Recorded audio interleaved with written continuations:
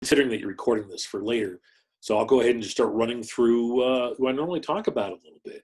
Okay. So my name is Ian Neligh, and I am the author of Spurred West, Rogues, Treasure Seekers, Bounty Hunters, and Colorful Characters, Past and Present. The idea for the book came about because my first book was Gold, Madness, Murder, and Mayhem in the Colorado Rockies, and I got the chance to research and write about the Colorado Gold Rush.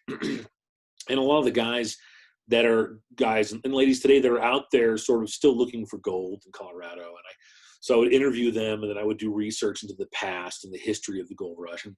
And really, I kept running into people that weren't just the gold miners and the gold panners, but people who still sort of really embraced the spirit of the Wild West.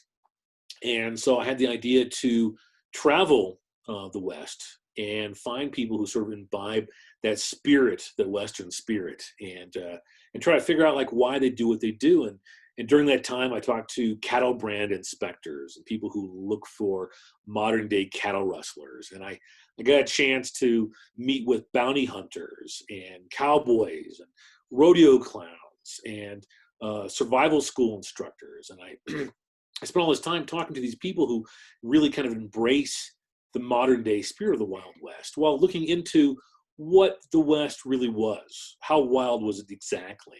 And sort of looking at some of the famous incidences that happened during that time period and sort of trying to decide, like, you know, is it really as wild as we think it is? And in a lot of cases, it absolutely was.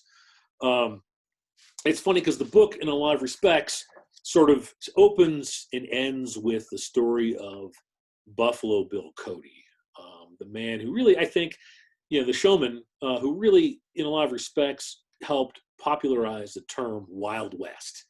And it's interesting because, you know, we start in the book with, you know, kind of how he came about and where he came from. And then we sort of talk at the end of the book about how there's been a long-standing battle between Colorado and Wyoming over his remains, because it, you know, whoever is the one that kind of possesses Cody's remains is kind of like has, you know, the last of the Wild West. So it's very interesting. You know, really in the 1890s, really at Buffalo Bill Cody's peak, he was the largest and sort of most important entertainer in the world. And they would come into town and everything would stop for the day or two that he was in town, and they would travel the world, which is a lot of the reason why in Europe, when they think about, you know, the Native Americans, they think about the Plains Indians, because those were the Native Americans that Cody had been familiar with. And so those are the ones that he sort of showed to the rest of the world. But it's interesting because there really would be no Cody without a sort of unscrupulous journalist and writer named Ned Buntline, whose real name was Edward Zane Carroll. And it's funny because, you know, Carroll or Ned Buntline may have been the highest paid writer in the United States at the time. And he had a really interesting background. And it was never the one that he told people. He was a notorious liar and embellisher. And he walked around with a limp. And a lot of people don't know how he got the limp. He got the limp not because of a bullet that he received fighting in a war for the United States. He got the the injury in his leg, because he ended up jumping out of a window while trying to escape people who were trying to lynch him for sleeping with another man's wife and then shooting the man. And they did actually lynch him. And a stranger saw him dangling from an awning and cut him down. So he was really an interesting character, Ned Buntline. And he went west looking to tell a story of the Wild West. And he came across Buffalo Bill, and the two hit it off. And it's funny because Buffalo Bill really had a very exciting background. And a lot of his true life experiences working on the plains as a buffalo hunter and as a scout for the Army were pretty exciting stuff. So he had plenty of stories to share with Buntline. And Buntline raced back east and wrote a book called Buffalo Bill, King of the Bordermen, the wildest and truest story I've ever told.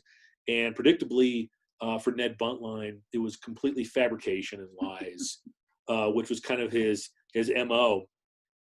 But, Cody and Buntline struck up a friendship because the story that Buntline wrote was so amazingly popular back east that people were really hungered for stories of the frontier.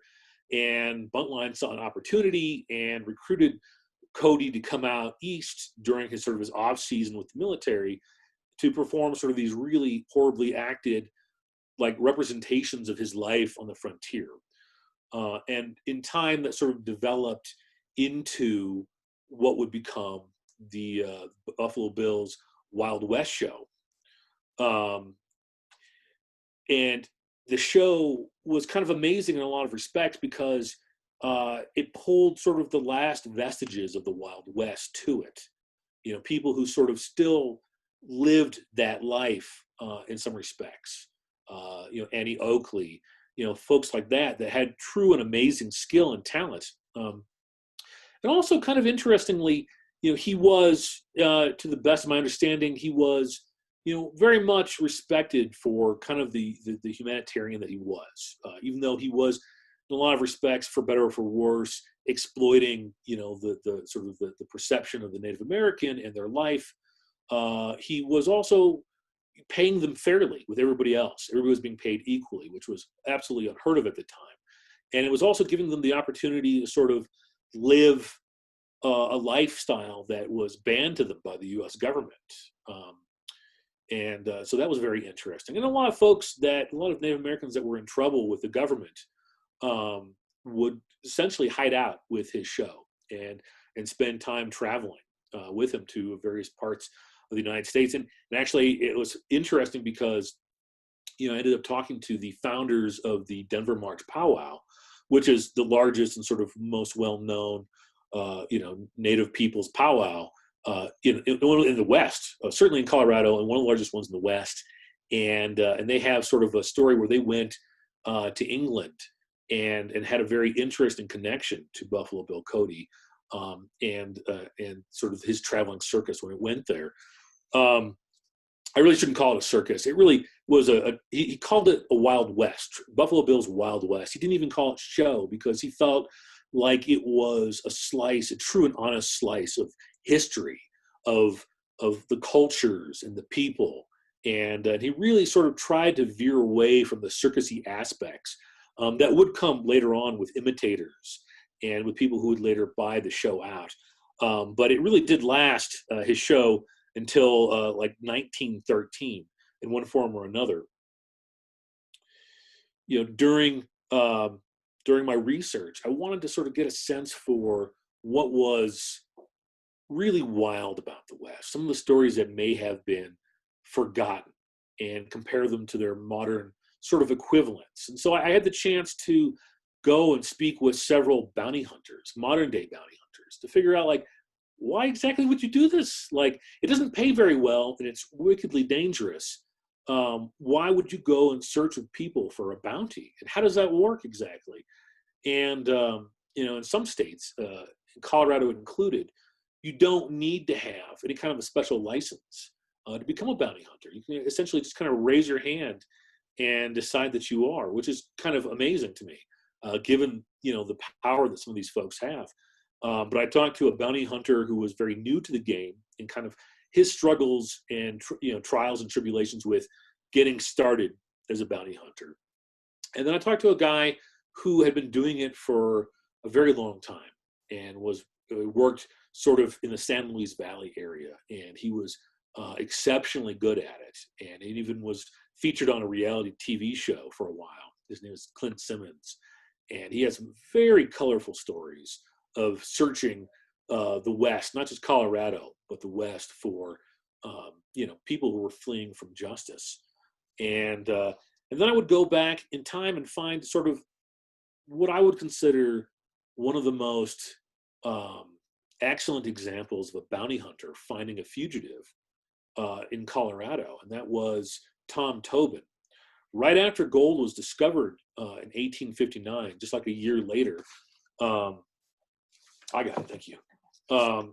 Right after gold was discovered in 1859, there was a series of murders in and around sort of like South Park and Fairplay and the San Luis Valley. And people really didn't know what the deal was because the bodies were so, hideously mutilated, and there really didn't seem to be any rhyme or reason behind it.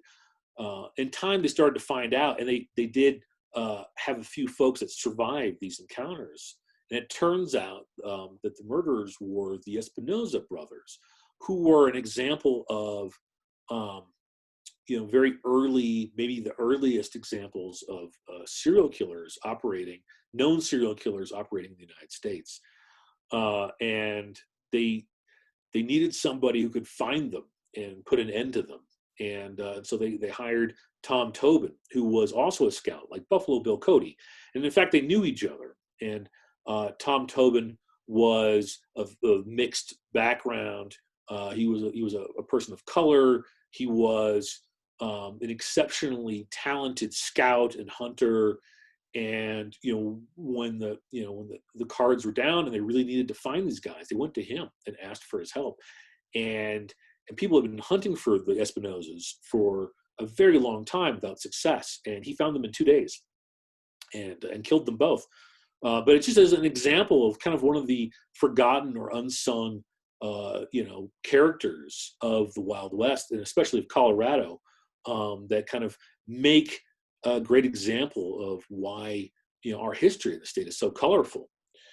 During the Wild West, you often think about characters like Buffalo Bill Cody, Billy the Kid, Wild Bill Hickok, and you don't know like how much of them is like real and what's truthful, and it turns out that they all have really interesting aspects to their personalities. Like I found out when I was interviewing the U.S. Marshals, because the U.S. Marshals still have a very active and strong presence in the West and in Colorado. And they do very much a lot of what they did back then, which is go in search of criminals.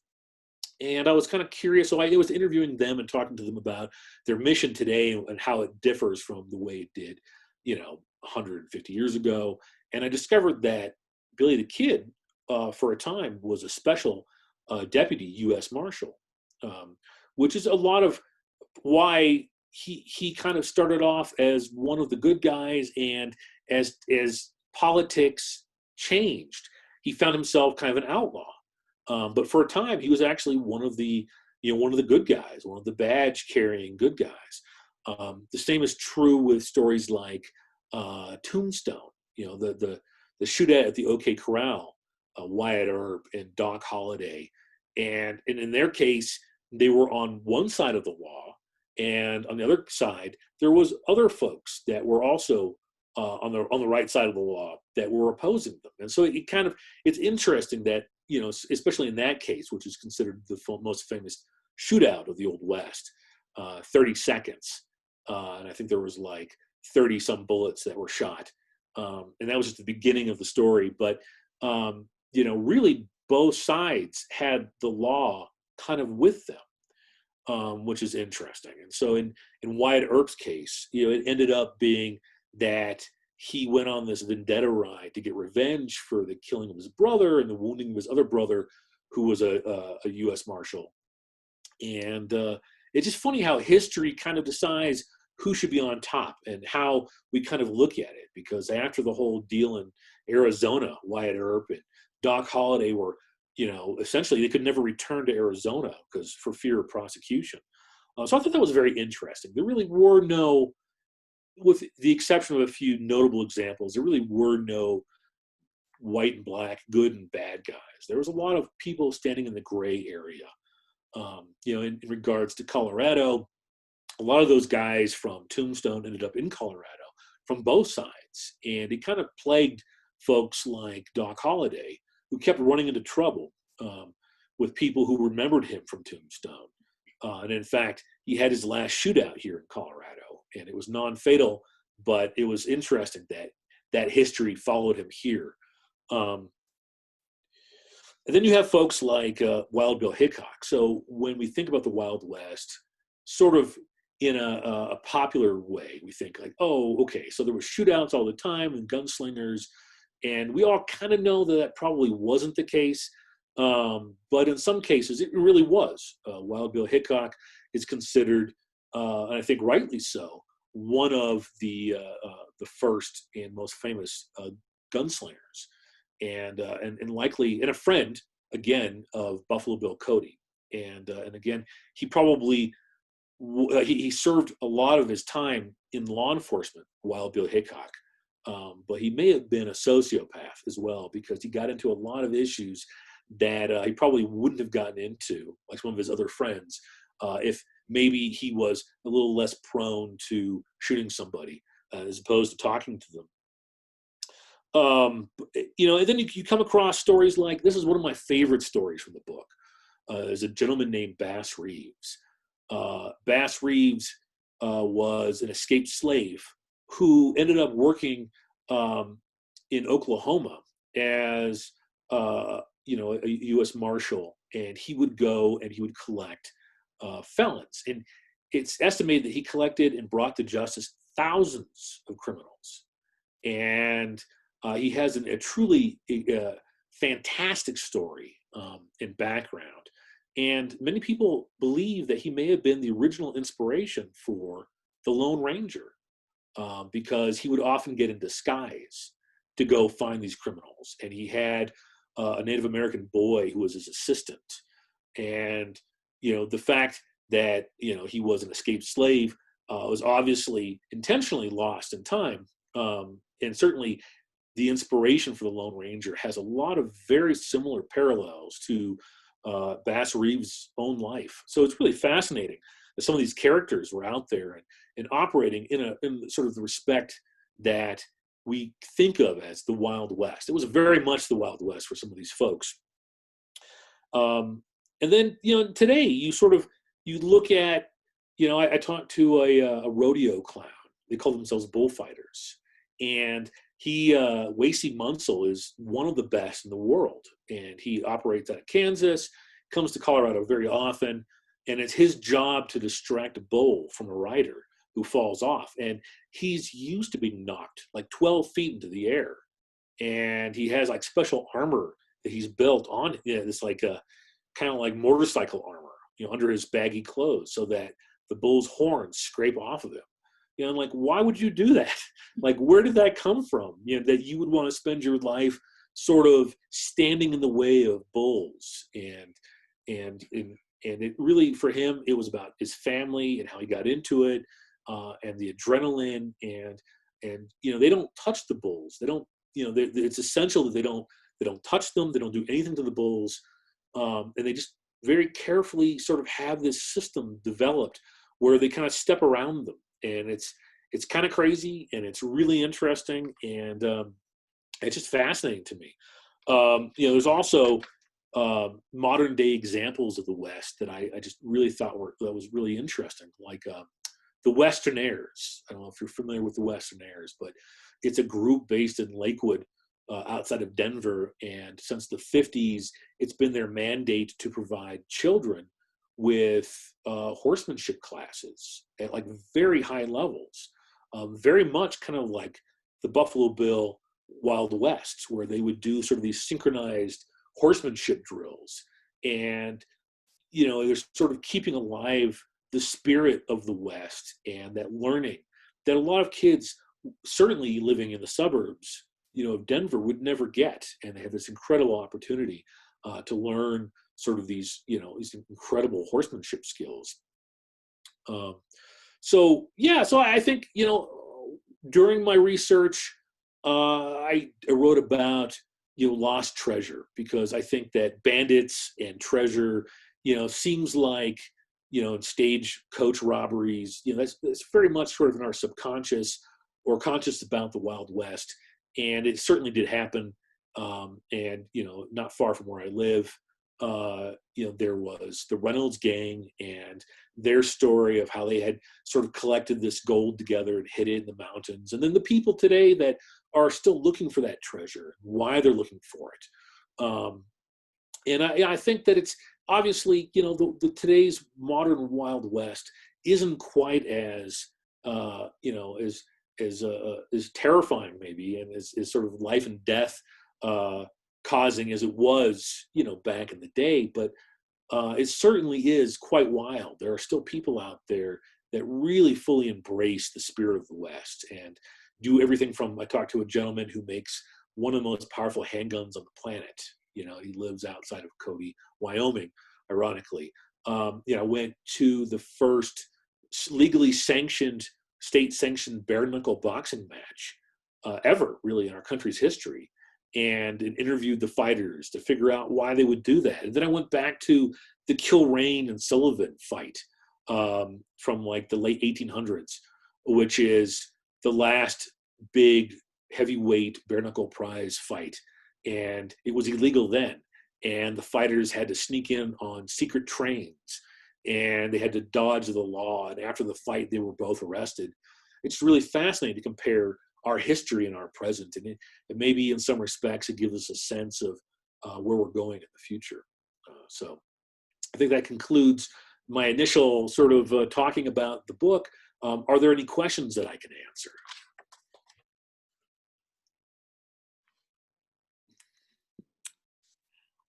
I don't really have any questions because I don't know enough about all this, but this is amazing. While you were talking, I went online to the library to get the book. Oh, wonderful. I think it's great. I'm a transplant from Michigan. And, you hear all these stories, and for me, it's fascinating to hear that a lot of them, I mean, you kind of knew they weren't true, but to hear the depth level of which they really aren't true is amazing.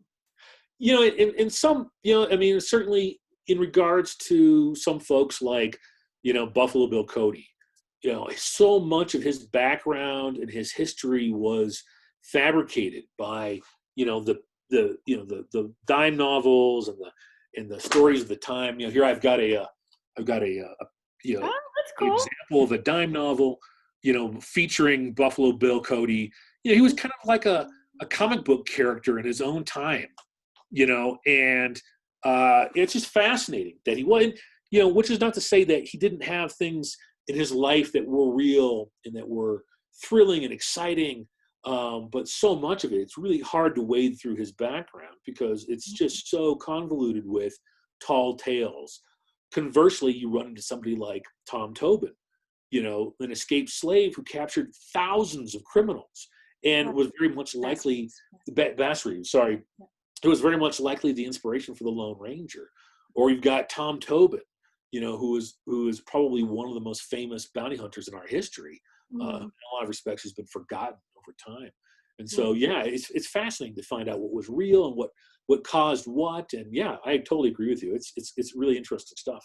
Is it true that Annie Oakley saved Buffalo Bill's Wild West?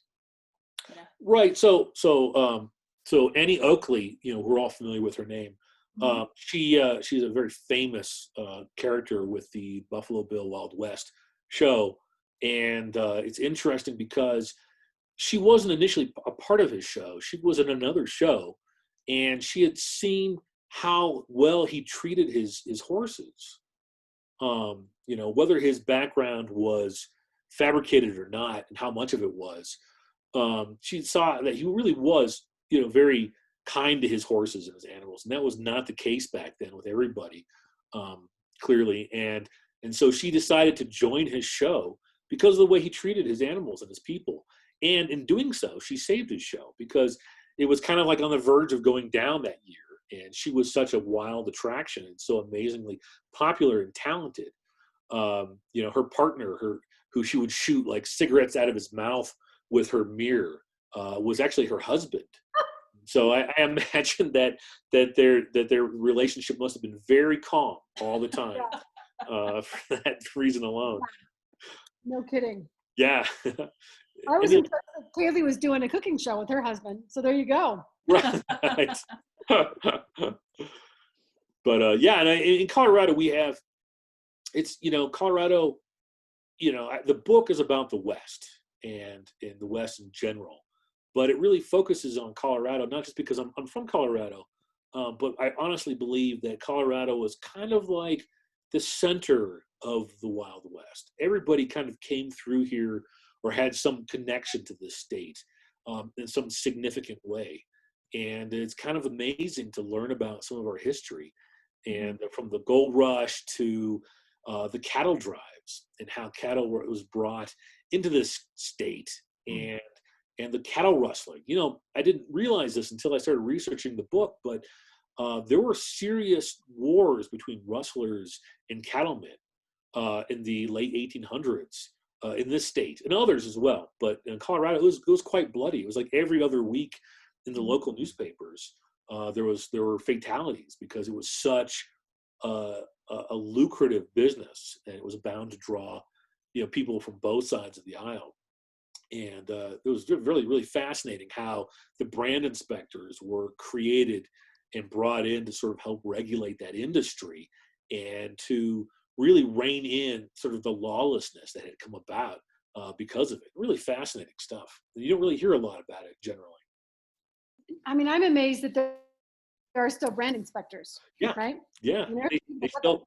They're still out there. They're cowboys and cowgirls that are out there, and they're out there finding cattle rustlers. You know, they do more than that, obviously, but that's still a very important part of their job.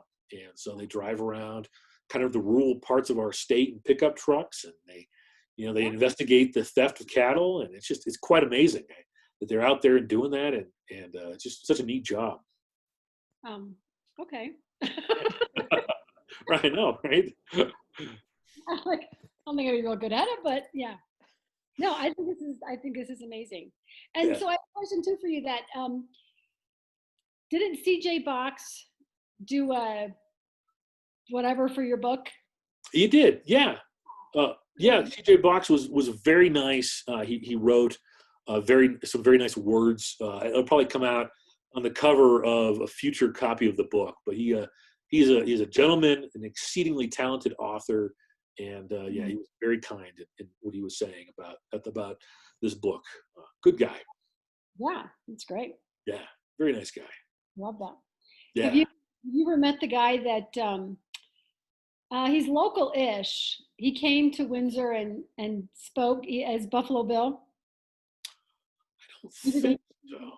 Actor guy. Yeah. What are they call those guys?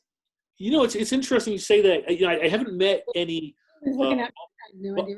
Like, who was No, that? but They're like they're not reenactors, but he's like living history. Yes. So he was wandering around the farmer's market. I think it was a farmer's market, and and the whole regalia and stuff, and and then all of a sudden he became Buffalo Bill and started talking, and that's fascinating. Well, first and foremost, Buffalo Bill was a showman, and so I think he would have loved the idea that there's people walking around sort of acting like him today. I think he would really appreciate that. I haven't run into any Buffalo Bill reenactors, but I did, for the book, interview some modern day Wild West reenactors, and found out that that's pretty dangerous. People get shot reenacting the Wild West because there's guns, and it happens in Colorado and in Tombstone. And in fact, there's a history. They've been, at least in the United States, so far as I know, there have been war and Old West reenactors going as far back as the Civil War. Even just weeks after a battle took place, there would be people out there, sometimes including veterans of the war, of the battle, reenacting the battle. And I thought that was super interesting. I don't know that could have been very good for their mentality or their therapy in dealing with sort of the traumas and dramas of war. But we've got a very long history of reenactors in this country. Well, he was cool. It was a little weird, but it was good. Yeah. Well, It was odd. Like, oh my God, this guy is suddenly doing this thing here. So doing this Buffalo Bill thing. Yeah, that's interesting. Yeah. Very cool. Well, any other questions I can ask or answer, or anything, other things I can talk about? Probably after I read the book, I'll have questions. But sure. Well, I mean, there's just so much, and there's so much history and there's so many fascinating characters that I think, it's kind of a shame to lose them to time. It's just so great to be able to dig up some of these folks and kind of appreciate them in the way that they were appreciated at the time, as well as finding modern day folks that kind of are like that are just as I wouldn't say, very eclectic in their own sort of interests and motivations, and they really sort of make the modern day West colorful and an interesting place to live. So it was really a lot of fun to do that. Yeah. Do you have another book in you? Well, that's a great question. So I wrote the Gold Book, which is about the gold rush and the people who look for gold today. And then I wrote Spurred West. And so I wrote two pretty sizable, nonfiction books that required a lot of research and interviews and investigative journalism. And so I think I'm going to lean towards fiction for my next book. Okay. I think that's where I'm going. That'll be kind of a nice change of scenery for a little bit. But yeah, I've got some ideas for another nonfiction book. We'll see if they manifest. But there's always good ideas out there. Okay. How Great long does it take to research something like that for both those books that you've done for nonfiction books? Right. So with my publisher, I basically, from when I pitched them the story to when it was due, I essentially had a year. But in a lot of respects, I'd already been doing a lot of research. For the Gold one, I was a newspaper editor in a community that was sort of the epicenter for the gold rush in Colorado for the early years. And so I had made all these contacts with gold miners and prospectors and treasure hunters and folks like that. And so for Spurred West, I had kind of already run into some of these characters, and people in my research. And so I would say, a year at least, maybe a year and a half to 2 years. But, a lot of that, is great because as a journalist, my job has always been to find sort of the smartest, most educated person in the room and then sit them down and talk to them, which really speeds things along. So it was no different with Spurred West. I would find kind of the experts, the museum curators and the historians and the folks that really sort of understand the subject and really get a chance to talk to them about it, which really helped kind of direct my own research. And because I'm a journalist, I really find and feel that newspapers are an essential part of the living history and chronicled history of every community. And so I went back to the newspapers in a lot of respects and could find really interesting segments. Like I could find quotes from Doc Holliday, like in his own voice, talking about the troubles that he was in, or the Earps. I could hear in their voice, kind of them explaining the situation they had run into, or Bass Reeves. I went and found an interview that somebody had sat down with Bass Reeves and was talking to him, and kind of like getting from him. It was really wonderful to sort of, it's the next best thing to going into a time machine, going back in time and sitting in the room. So I really had a great time doing that. And so I don't know if that answers your question, but I guess about 2 years per book, more or less. Okay. And of course, history. So it really only scratches the surface. Yesterday is history. There's so much. Right. And it's such a wonderful, cool thing to dig into and find these hidden gems. Yeah. Wow.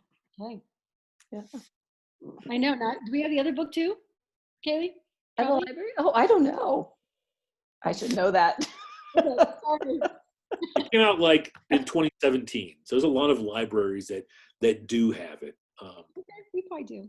Yeah. I bet we do. Yeah. I was going to try to look it up, but my computer's being slow. Well, I got to read this one first, but no, I think this is fascinating. This is great. Thank you. Yeah, thanks for your great questions and thanks for hopping on. Yeah, thank you for being here tonight. Yeah, This absolutely. was really interesting. Yeah. Thanks for the invitation, and it's always fun to talk about history. Yeah. All right. Cool. Well, Thanks. if that's it, then you guys have a very great evening, and thank you again for your time. Yeah. Thank you. All right. Bye-bye. Have a nice evening. Thanks. You too.